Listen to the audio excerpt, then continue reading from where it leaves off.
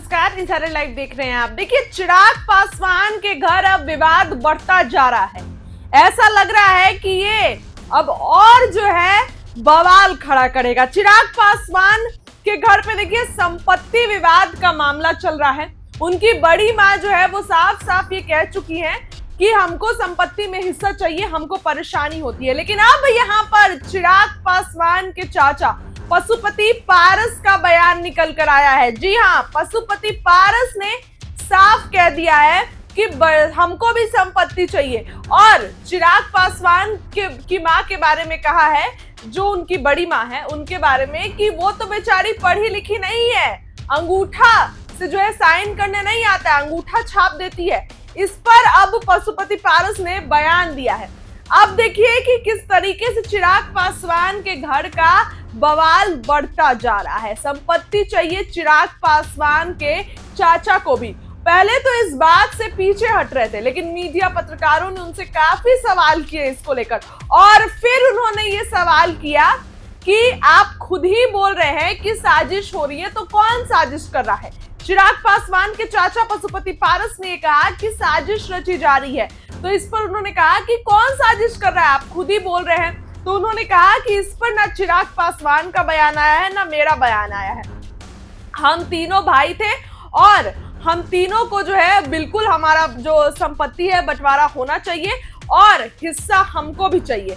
अब देखिए, ऐसा लग रहा है कि चिराग पासवान के घर का विवाद बढ़ जाएगा। जिस तरीके से एक तरफ उनकी बड़ी मां डिमांड कर रही है और अब इस पूरे मामले पे जहां एक तरफ पशुपति पारस का नाम आ रहा था कि पशुपति पारस ने ऐसा किया है, तो पशुपति पारस ने इसको साजिश करार दिया है और इस पर जो है और बयान देते भी नजर आ रहे हैं। पशुपति पारस साफ साफ ये कहते नजर आ रहे हैं कि चिराग पासवान जो है इस पर बयान नहीं दिए, लेकिन बिल्कुल संपत्ति का बंटवारा होना चाहिए। क्या कुछ कह रहे हैं चाचा पशुपति पारस, उनकी बात?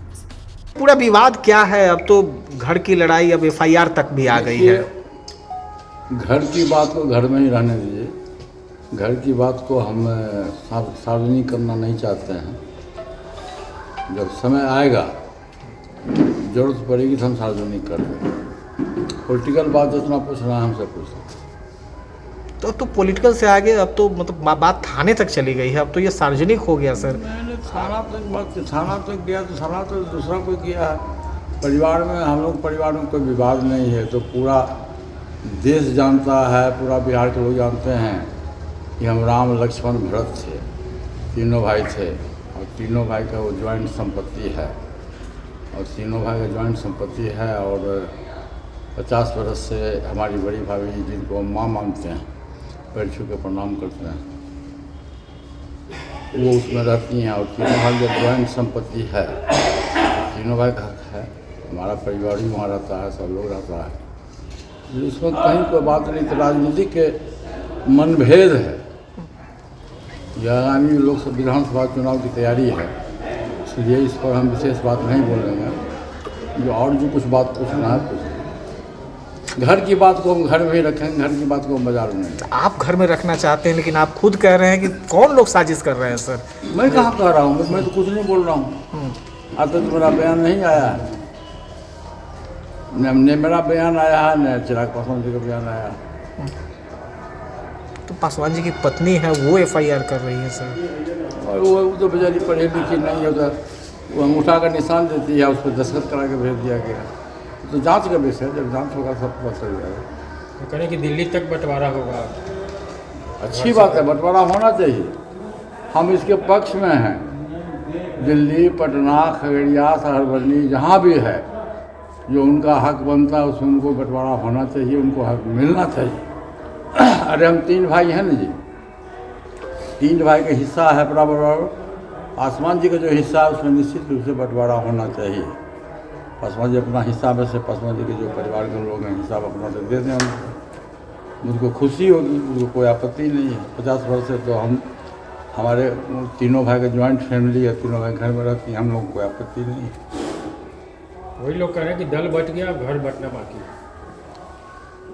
जब दल बट गया तो दिल भी तो बट गया जी। दल बट गया, दल जुट सकता है, दिल नहीं जुटता है।